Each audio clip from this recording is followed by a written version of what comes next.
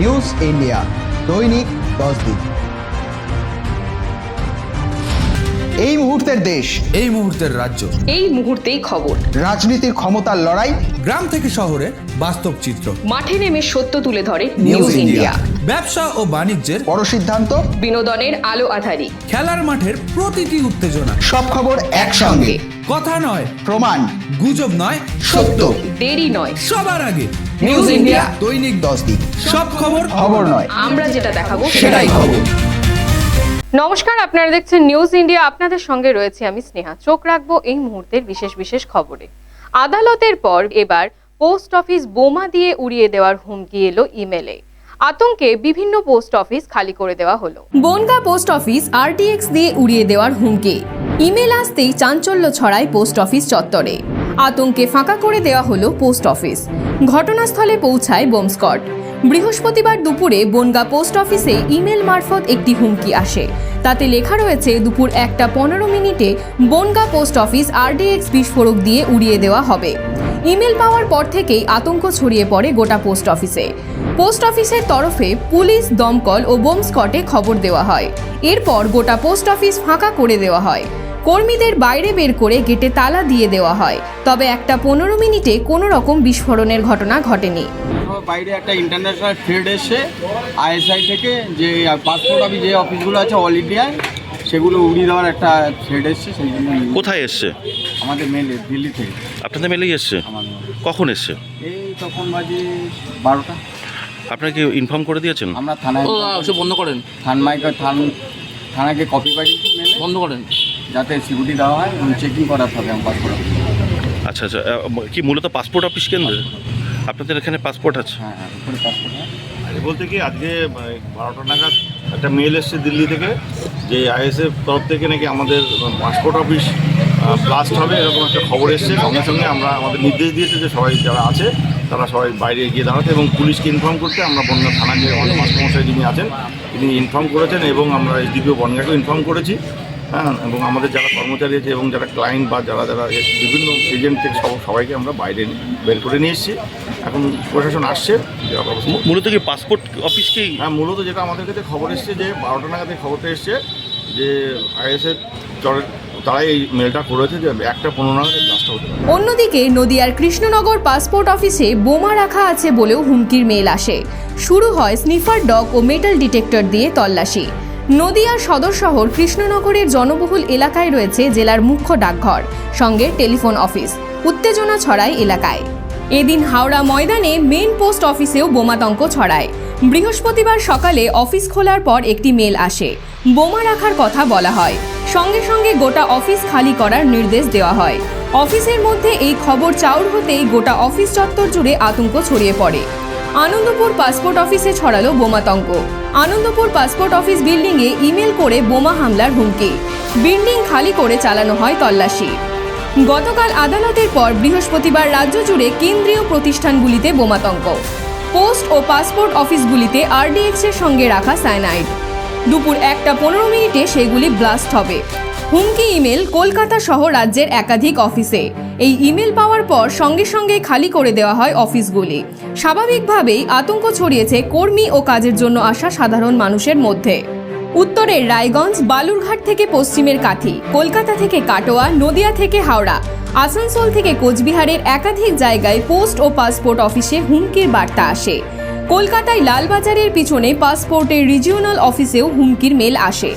ব্যারাকপুরের head post অফিসেও বোমাতঙ্ক ছড়ায়। News India. সুপ্রিম কোর্টের রায় কার্যকর করার দাবিতে সংগ্রামী যৌথ মঞ্চের কালীঘাট চলো অভিযান। বৃহস্পতিবার সংগ্রামী যৌথ মঞ্চের তরফ থেকে কালীঘাট চলো অভিযানের ডাক দেওয়া হয়। যে অভিযানে অংশ নিয়েছিলেন রাজ্য সরকারি কর্মচারী, শিক্ষক, শিক্ষাকর্মী ও অবসরপ্রাপ্ত কর্মচারীরা। এদিনের কর্মসূচির প্রধান দাবি ছিল অবিলম্বে বকেয়া মহার্ঘ ভাতা নিয়ে দেশের শীর্ষ আদালত যে রায় দিয়েছে তা কার্যকর করতে হবে। এছাড়াও আরও বেশ কয়েকটি দাবি ছিল তাদের। যোগ্য অনিয়মিত কর্মচারীদের নিয়মিতকরণ, সরকারি প্রতিষ্ঠানে অবিলম্বে 6 লক্ষ শূন্য পদে স্বচ্ছ ও স্থায়ী নিয়োগ। তবে এদিন মিছিল শুরুর কিছুক্ষণের মধ্যেই পুলিশের তরফে আটকানো হয় ধর্মতলাতেই। ব্যারিকেড করে রাস্তা আটকে দেওয়া হয় পার্ক স্ট্রিটের আগেই। প্রস্তুত রাখা হয় প্রেজেন্ট ভ্যান।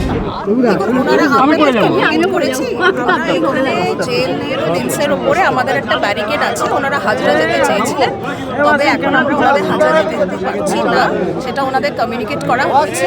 ওনারা যদি নিজেদের মধ্যে কথা বলে এখানে কোনো কর্মসূচি করতে চান বা ওনারা এখানে বসতে চান, তাহলে ওনারা আমাদের কমিউনিকেট করলে আমরা তাহলে সেরকমভাবে আমরা ব্যবস্থা নিতে পারি, কথা বলতে পারি। আন্দোলনকারীরা পুলিশ আধিকারিকদের সঙ্গে বচসায় জড়িয়ে পড়েন। আমরা সরকারি কর্মচারী, আমরা বাইরের কোনো লোক নই। প্রতিদিন তাদের নির্দেশগুলোকে মানুষের কাছ পর্যন্ত পৌঁছে দেওয়ার কাজটা আমরা করি। সুতরাং আমাদের দাবি দাওয়া নিয়ে মুখ্যমন্ত্রীকে এবং চিফ সেক্রেটারিকে কথা বলতে এখানে আসতে হবে। ব্যারিকেড তারা বলেছেন যে খুলতে পারবো না ব্যারিকেড। এটা পশ্চিমবঙ্গ একটা স্বাধীন দেশ, সুপ্রিম কোর্টটা বাকি ভারতবর্ষের বাকি অংশের সর্বোচ্চ আদালত, এটা এখানকার আদালত নয়। এটা এখানকার আদালতের নাম হচ্ছে মমতা ব্যানার্জি এবং সেই আদালতটা চলে কালীঘাট এবং নবান্ন থেকে। সুতরাং এখানে সুপ্রিম কোর্টের রায়কে মান্যতা দেবে কেন? আমরা এই রাজ্যের গণতন্ত্রপ্রেমী মানুষ, সুপ্রিম কোর্টের রায়কে মান্যতা দেওয়ার জন্য এবং সুপ্রিম কোর্টকে এখানে মান্যতা যাতে দেওয়া হয় তার জন্য পথে নেমেছি। যারা রাজনীতিটা করছেন তাদের তো উচিত রাজ্য সরকারের উপরে ভরসা রাখা। মমতা বন্দ্যোপাধ্যায় এত রকম সীমাবদ্ধতার মধ্যে রাজ্য সরকার 1,96,000 কোটি টাকা বকেয়া রেখেছে। এই যারা আন্দোলন করছেন মূলত সিপিএম বিজেপির পৃষ্ঠপোষকতায়, এদের মুখে একবারও শুনেছেন কেন্দ্রকে দাবি করা যে বাংলার বকেয়াটা দেয়া হোক? বহু রাজ্য আছে ডিএ দেয় আবার পেনশন দেয় না, কিন্তু এই সরকার ডিএও দেয় পেনশনও দেয়। কিছু মানুষ আন্দোলন করছেন, আমাদের সেই আন্দোলনকারীদের প্রতি সহানুভূতি রয়েছে, তো ন্যাচারালি আমাদের দায় থাকে সামনে থেকে এবং রাজ্যের যারা বিভিন্ন ক্ষেত্রে রাজ্য সরকারি কর্মচারী যারা ডিএ আন্দোলনের সঙ্গে যুক্ত ছিলেন, এই আন্দোলনকে যাতে একটা নির্দিষ্ট জায়গায় পৌঁছয়, যাতে লক্ষ্য বিদ্ধ হয়। শুরু হয় ধস্তাধস্তি, ধরপাকড়। আন্দোলনকারীদের টেনে হিচড়ে তোলা হয় প্রেজেন্ট ভ্যানে। চোর চোর স্লোগান উঠে আসে আন্দোলনকারীদের তরফে। News India. রাজ্যের এসআইআর আবহের মধ্যে রানীগঞ্জের আবর্জনা স্তূপ থেকে মিলল ভোটার কার্ড। ঘটনাকে ঘিরে তীব্র চাঞ্চল্য এলাকায়। আসানসোলের রানীগঞ্জে তীব্র চাঞ্চল্য। আবর্জনা স্তূপে মিলল শয়ে শয়ে ভোটার কার্ড। রানীগঞ্জ শহরের চিনকুটি মোড় সংলগ্ন একটি আবর্জনা স্তূপ থেকে বিপুল পরিমাণ ভোটার কার্ড উদ্ধার হওয়ায় এলাকায় তীব্র চাঞ্চল্য। স্থানীয় যুবক জানিয়েছেন, তিনি স্টেশন থেকে বাড়ি ফিরছিলেন, সেই সময় তার ভাই তাকে ফোন করে জানান যে তার ভোটার কার্ড নাকি আবর্জনা স্তূপের মধ্যে পড়ে আছে। ঘটনাস্থলে পৌঁছে তিনি দেখেন সত্যিই তার নামের ভোটার কার্ড সেখানে রয়েছে। তবে যুবকের দাবি তার আসল ভোটার কার্ড বাড়িতেই সুরক্ষিত রয়েছে এবং তিনি তা কাউকে ব্যবহার করতে দেননি। রাজ্যে এসআইআর চলাকালীন এই ঘটনায় যথেষ্ট চাঞ্চল্য ছড়িয়েছে। मेरा भाई हमको फोन किया, स्टेशन से आ रहा था तो फोन किया कि तुम्हारा आई कार्ड यहाँ पर है। कहाँ आई कार्ड? तो हम बोले मेरा पास घर में है। तो फिर ला के दिया तो हम देखते हैं ये दूसरा मेरा वाला है घर में रखा हुआ, ये हमको कूड़ादान से मिला और भी बहुत सारा मिला। आपने क्या एसआईआर के प्रक्रिया के दौरान ये कार्ड दिया? नहीं नहीं नहीं नहीं नहीं, कोई कार्ड नहीं दिया हम। ये देखिए स्टिकर, आपको ये चीज की जानकारी भी नहीं है कि आपका कार्ड जो है मिस यूज भी हो सकता है या फिर जरूर हो सकता है, मतलब आपका कार्ड का मिस यूज कहीं ना कहीं हो रहा है? हो सकता है, हुआ होगा कहीं। साहिबगंज के जो कृष्टि कोलल भवन है मैरिज हॉल, उसके सामने एक डस्टबिन है, देखिए अरे इस डस्टबिन के सामने बहुत सारा वोटर कार्ड जो है ब्लैक एंड व्हाइट और कुछ कलर जो एकदम नया है वो पाया गया जहाँ तहाँ लेटेस्ट। और सबसे बड़ी बात है ये डस्टबिन में पाया जा रहा है। इस किस्म का भी एसआईआर का काम चल रहा है और इस किस्म का डस्टबिन में वोटर कार्ड पाना बहुत मैंने समझ लिया अच्छी बात नहीं है। डिपार्टमेंट में उसको देखना चाहिए। अभी डिपार्टमेंट से पुलिस डिपार्टमेंट से लोग आए थे, 23-24 कार्ड यहाँ से उठा के ले गए हैं और इस डस्टबिन को साफ कराया जाए तो लगता है कुछ और भी कार्ड मिलेगा। अगर किसी ने कार्ड अगर जमा भी करके नया कार्ड लिया है तो उसको डिस्ट्रॉय कराने के लिए कोई जगह होगा, वीडियो ऑफिस को कोई जगह होगा, डस्टबिन तो नहीं हो सकता। अगर कोई नया कार्ड के लिए अप्लाई भी किया होगा, पुराना कार्ड जमा में दिया होगा, तो उसको ऐसा नहीं है उसको ओरिजिनल आईडी आप डस्टबिन में फेंक दे। ঘটনার পর স্বাভাবিকভাবে প্রশ্ন উঠছে, এত সংখ্যক নকল ভোটার কার্ড সেখানে এলো কিভাবে? কারাই বা আবর্জনা স্তূপে এইগুলো ফেলে দিয়ে গেল। স্থানীয়দের মতে কেউ যদি পুরনো ভোটার কার্ড জমা দিয়ে নতুন কার্ড নিয়ে থাকেন তবে নিয়ম অনুযায়ী পুরনো কার্ড নষ্ট করে দেওয়ার কথা। যেখানে কার্ড জমা হয় সেই সংশ্লিষ্ট দপ্তরেই তা করা উচিত, কিন্তু খোলা আবর্জনা স্তূপে এইভাবে কার্ড ফেলে দেওয়া উচিত নয়। এই গাফিলতি প্রশাসনের।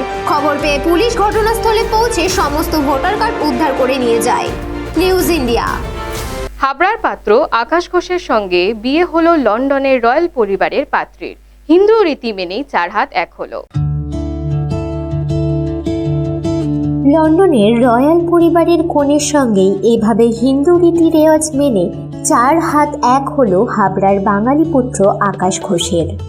সম্পূর্ণ বাঙালি রীতি মেনে কন্যা সম্প্রদান থেকে সিঁদুর দান, মালা বদল, শুভদৃষ্টি ও 7 পাকে বাঁধা সব আচার অনুষ্ঠানই সম্পন্ন হয় হিন্দু শাস্ত্র মতে সংস্কৃত মন্ত্র উচ্চারণের মধ্যে দিয়ে। জানা গিয়েছে উত্তর হাবড়ার বাদামতলা এলাকার বাসিন্দা আশিস কুমার ঘোষের ছেলে আকাশ ঘোষ পড়াশোনা সূত্রে কয়েক বছর আগে লন্ডনে পাড়ি দেন। সেখানেই লন্ডনের এক রয়্যাল পরিবারের কন্যা নেটেলিয়ার সঙ্গে তার পরিচয় হয়। ধীরে ধীরে সেই পরিচয় প্রেমে পরিণত হয়। প্রায় 5 বছরের সম্পর্কের পর বিয়ের সিদ্ধান্ত নেন দুজনেই। পরিবার সূত্রে খবর, বিদেশি তরুণী নিজেই বাঙালি রীতি মেনে বিয়ে করার ইচ্ছে প্রকাশ করেন। হবু বউয়ের সেই ইচ্ছাকে সম্মান জানিয়েই হাবড়ায় আয়োজিত হয় সম্পূর্ণ বাঙালি মতে বিবাহ অনুষ্ঠান। বিয়ের পর কনে নেটেলিয়া নিজের নাম পরিবর্তন করে রাখেন নেটেলিয়া Ghosh. So yes, the Bengali tradition, I find it very complex, colorful and very exciting as well. So it's a beautiful wedding and I'm really glad that I can be part of the whole arrangement and the whole rituals. বিয়ের আসরে উপস্থিত ছিলেন London থেকে আসা প্রায় 25 জন বিদেশি নাগরিক। তাদের অনেককেই দেখা যায় শাড়ি পরে অনুষ্ঠানে অংশ নিতে। কোট প্যান্টের পাশাপাশি বাঙালি সাজে বিদেশি অতিথিদের উপস্থিতি এই বিয়ের অনুষ্ঠানে যেন আলাদা মাত্রা যোগ করে। বিয়ের অনুষ্ঠানে যেন লন্ডন আর বাংলা মিলেমিশে একাকার। বিয়ের মেনুতেও ছিল বাঙালি আডা, মাছ, মাংস, বিভিন্ন বাঙালি পদ থেকে শুরু করে রসগোল্লা কি নেই। পাশাপাশি অতিথিদের জন্য রাখা হয়েছিল বিদেশি মেনু ও মকটেল। সকাল থেকেই উপোস থেকে হিন্দু রীতি মেনে বিয়ের সব আচার পালন করেন কনে নেটেলিয়া। আকাশের কাকু সুরজিৎ ঘোষ জানান, এ যেন এক অন্যরকম অভিজ্ঞতা। ও তো লন্ডনে গেছিল বছর 6-7 আগে পড়াশোনা করতে, দেন পড়াশোনা করার পরে জব পায়। জবের সূত্রে আলাপ হয় ওর সাথে একটা ব্রিটেনের লন্ডনের এক রয়্যাল ফ্যামিলির। আলাপ হওয়ার পরে যোগাযোগ হয়, আমাদের এখানে আসে। ও লাস্ট ইয়ার আসার পরে আমাদের সাথে আলাপ করায়, ভালো লাগে, দাদা ওদেরও ভালো লাগে। তারপরে মানে হিন্দু রীতি অনুযায়ী বিয়ে হয় শেষ অবধি। এটা কাদের ইচ্ছা? এটা ওদের, আমাদের তো ইচ্ছে, আমাদের হিন্দু মতেই ওদের ইচ্ছেটাই সেটা, মানে ওরা সেই ইচ্ছেটাকে সমর্থন করেছে। কিভাবে বিয়ে হচ্ছে একটু যদি বলেন। একদম হিন্দু মতে, হিন্দু শাস্ত্রে, যেটা কি সংস্কৃতি নাকি সংস্কৃত মন্ত্রে, সেইভাবেই হিন্দু রীতি অনুযায়ী বিয়েটা হচ্ছে। লন্ডনের রয়্যাল পরিবারের কনের সঙ্গে আমাদের পরিবারের ছেলের বিয়ে গোটা হাবড়াবাসীর কাছে অভিনব হয়ে ওঠে এদিন। আকাশের কাকিমা সুতপা চন্দ্র ঘোষ বলেন, এলাকায় এভাবে বাঙালি রীতি মেনে বিদেশি কনের বিয়ে এই প্রথম। ঘোষবাড়ির বড় নাতির বিয়ে, এবং ওয়াইফ হচ্ছে যার সাথে বিয়ে হচ্ছে নাচালি, তার নাম, লন্ডনের নিবাসী তারা, ইন্ডিয়ান, একদম foreigner royal family, one of the obviously. তাদের বিয়ে হচ্ছে মানে কি ড্রেসে বিয়ে হচ্ছে? একদম বাঙালি মতে বিয়ে হচ্ছে এবং সেটা একদমই মেয়ের বাড়ির ইচ্ছেতেই বিয়ে হচ্ছে। আমরা তো চেয়েছি এবং এটা আমাদের কালচার, আমরা চাইবই, কিন্তু সব থেকে ইন্টারেস্টিং জিনিস তাদের ইন্টারেস্টটা সব থেকে বেশি, যে না আমরা বাঙালি মতেই বিয়ে করব এবং যা যা রিচুয়ালস সংস্কৃত মন্ত্র পড়ে হওয়া উচিত, মেয়ের বাবা একদম সেটা মণ্ডপে বসে সেইভাবেই বিয়ে হচ্ছে। অনেক সময় আমরা আমাদের কালচারে দেখি অনেকে বিরক্ত হয়ে যায়, এটা আমাদের জন্য বিশাল বড় পাওয়া। সকলেই উৎসাহ নিয়ে উপস্থিত ছিলেন বিয়ের অনুষ্ঠানে। নববধূ নেটেলিয়া জানান, কোভিড পরিস্থিতির সময় তাদের আলাপ, পরে সম্পর্ক গভীর হয়। We've been together 5 years and it was very enjoyable. It was a very different experience. কতটা ভালো লাগা আজকের দিনে বাঙালির It's been very good. Yes, I've liked it a lot. Overwhelming. Yes.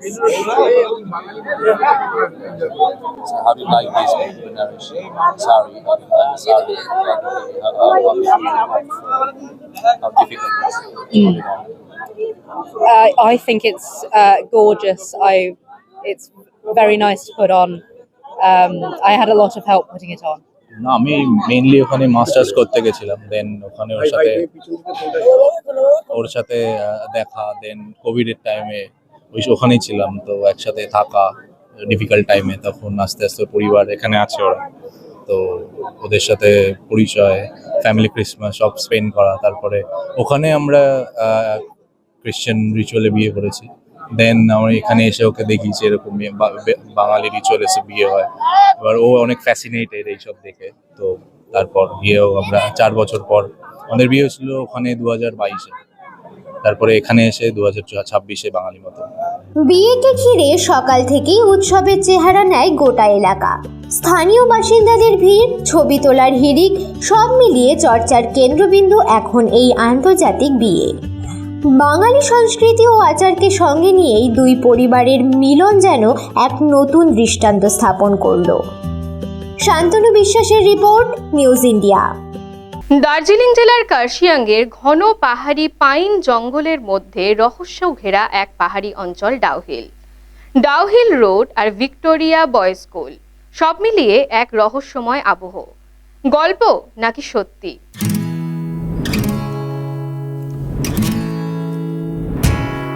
পাহাড় ঘুরতে কার না ভালো লাগে। পশ্চিমবঙ্গের ভৌগোলিক মানচিত্র দেখলে বোঝা যায় সমুদ্র, পাহাড়, নদী সমৃদ্ধ একটি রাজ্য। এই রাজ্যেরই উত্তরাংশে রয়েছে দার্জিলিং, গ্যাংটক, কার্শিয়াং সহ বিভিন্ন এলাকা, যেখানে বছরের পর বছর ধরে শয়ে শয়ে পর্যটকদের ভিড় লক্ষ্য করা যায়। সাধারণভাবেই মানুষ খুঁজে বেড়ায় নানান নতুন ডেস্টিনেশন। এক নতুন অপরিচিত ডেস্টিনেশন ডাউহিল।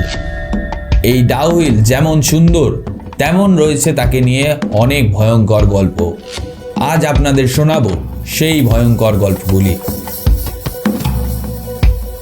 পাহাড়ে কুয়াশা নামা খুব স্বাভাবিক, কিন্তু যদি সেই কুয়াশা শুধু আবহাওয়া না হয়, যদি তার ভিতর লুকিয়ে থাকে কোনো গল্প।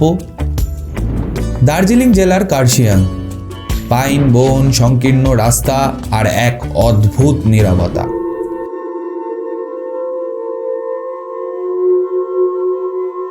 ব্রিটিশ আমলে এখানে তৈরি হয়েছিল একটি স্কুল, ভিক্টোরিয়া বয়েজ স্কুল। 1879 সালে প্রতিষ্ঠিত হয় এই স্কুল। শীতকালে স্কুল বন্ধ থাকতো, পুরো এলাকা হয়ে উঠত প্রায় জনশূন্য।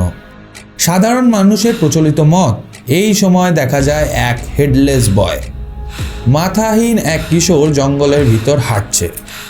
স্থানীয়রা দাবি করেন ডাউহিল রোডে সন্ধ্যার পর কেউ হাঁটে না।